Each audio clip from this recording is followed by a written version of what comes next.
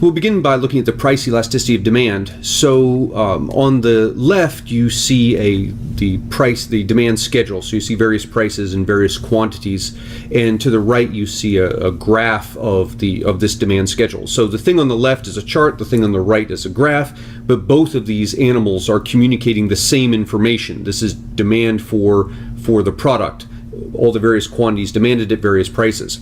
Now, what we want to do with a price elasticity is ask the question, how much of a change in quantity demanded do you get with a given change in price?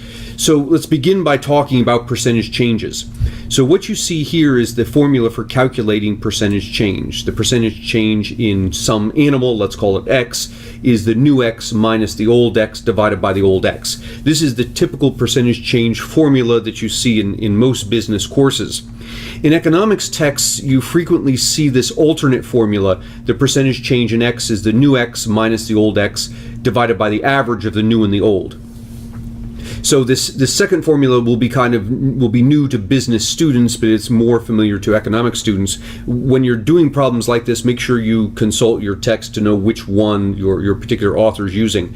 The fact of the matter is, both of these things are estimations. The right formula to use is the natural log of the new X minus the natural log of the old X. And what's going on here is we're attempting to get our heads around a problem, which is that as you move from the old X to the new X, there isn't a fixed percentage change. The percentage change itself is actually changing as you move from the old to the new. So if there's a large difference between the old X and the new X, which of these two formulas you use is going to matter, because they're going to give you markedly different results. But as the old X and the new X come closer and closer together, these two formulas will start to come closer and closer together. In fact, if the difference between the new X and the old X is infinitesimally small, you get this logarithm formula where the percentage change in X is the natural log of the new X minus the natural log of the old X. So nonetheless, what I'm going to do moving forward, just for simplicity, is use that first formula. Percentage change in X is new minus old divided by old. So here's an example. Let's suppose our old X is 10 and our new X is 17. So the percentage change in X is 17 minus 10 over 10, or 0.7, which is 70%. If you use the alternate formula, new X minus old X over the average, you get a 51.8%. And of course, those two numbers, 51.8% and 70%, are markedly different because of that big jump from 10 to 17. If we were talking about a jump from 16 to 17, these two formulas would give you numbers that are much closer. All right, so let's go back to demand. So here's our demand schedule. I've inserted in the center the percentage change in price, so we can calculate this thing. First, as you go from a price of 1 to a price of 2, using our formula, this is 2 minus 1 over 1, or 1.0. This is a 100% change in price, going from 1 to 2. Going from a price of 2 to a price of 3 is a 50% increase. So we can use this percentage change formula, apply it to all these prices, and you see all these various percentage changes. For example, going from a price of 10 to a price of 12 is a 20% increase. Going from a price of 12 to a price of 14 is a 17% increase. So here are all our percentage changes in price. Now I want to do the same thing with the quantity demanded. So let's insert a new column here where we show percentage change in quantity. As we go from 47 to 44, our new X, or our new quantity demanded, is 44. Our old quantity demanded is 47. So 44 minus 47 over 47 is negative 0.06. Now let's pause here for a moment, because you might notice it matters what you define as the new and what you define as the old. And it turns out, as you're going down this chart, it doesn't matter for our purposes whether you define new as the line below and old as the line above, or whether you reverse it and call new the line above and old the line below. It doesn't matter which you do, provided that you're consistent. So when you calculate percentage change in price, if you're going to call the line below the new and the line above the old, do the same thing when you're calculating percentage change in quantity. All right, so here we've got our percentage change in quantity. The new is the line below, 44. The old is the line above, 47. So going from 47 to 44 is a negative 0.06, negative 6% change. Here's going from 44 to 41. We get a negative 7% change. And you can fill in the rest of the chart, and you see going from 20 to 14 is a negative 0.3, negative 30% change. Going from 14 to 8 is a negative 43% change. So we now have data on percentage change in price and percentage change in quantity demanded. And remember where these things came from. We started off with our demand schedule, price and quantity demanded, and we've now just calculated percentage change price, percentage change quantity demanded from those two pieces of two columns of data. The price elasticity is the percentage change in quantity demanded divided by the percentage change in price.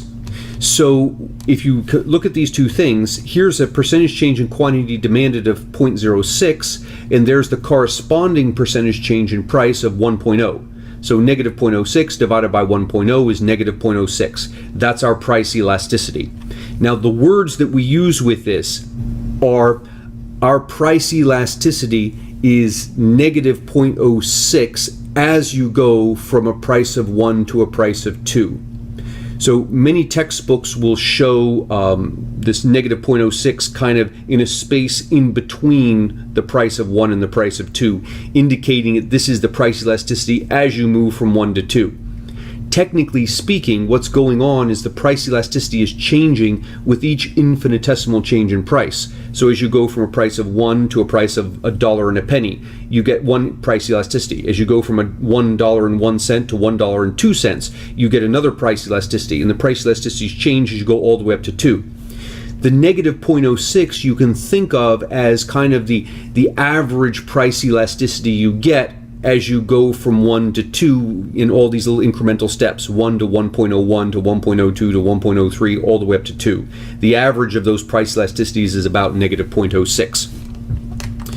Here's the next price elasticity. So as I go from a price of 2 to a price of 3, my quantity percentage change in quantity demanded is negative 0.07. My percentage change in price is 0.5.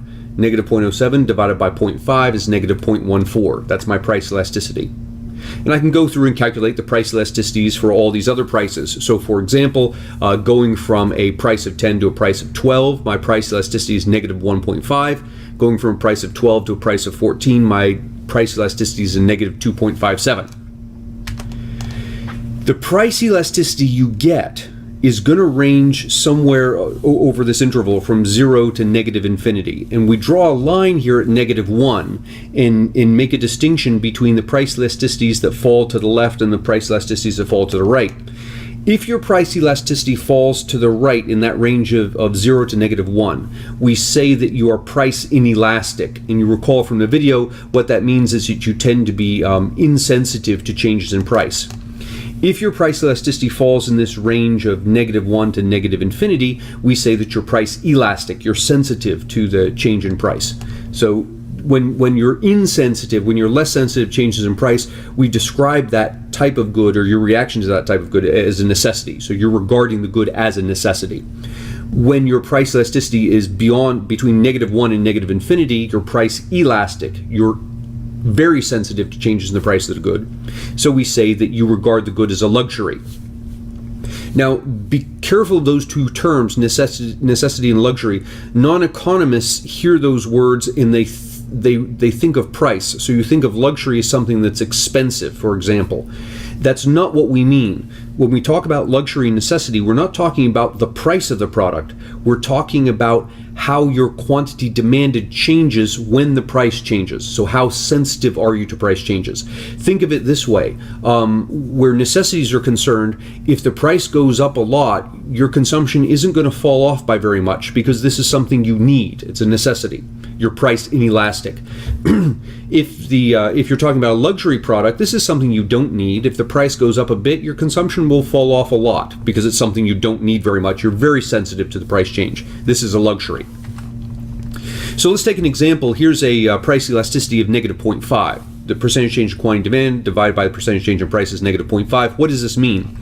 Well, if you fiddle with the equation, this means that the percentage change in quantity demanded is negative 0.5 times the percentage change in price. So this second equation that you see is the same as the price elasticity equation. I've just multiplied both sides by percentage change in price. This thing we can make use of. Let's suppose, for example, that the percentage change in price is 10%. then I can plug in a 10% to the percentage change in price. And what I find is that the percentage change in quantity demanded is negative 5%. So what we're saying here is that if your price elasticity of demand is negative 0.5, this means if we raise the price of the product 10%, your quantity demanded will drop by 5%. So this raises the question, who cares? If you're a retailer, you're a seller, and one of the things you're looking to do is to get the most revenue you can out of your customers, your total revenue is price times quantity, price per unit times the number of units you sell. If you can raise your price by 10% and your quantity demanded falls by only 5%, then overall your total revenue has risen by about 5%. So being able to raise the price by a lot percentage-wise and having the quantity fall off by a little percentage-wise means that raising the price is a good thing for you. Your total revenue rises. So here's our conclusion. If consumers regard the product as a necessity, that is that it's price inelastic, then raising the price of the product will increase the firm's total revenue. Conversely, if the consumers regard the good as a luxury, that is it's price elastic, then lowering the price will actually increase the total revenue.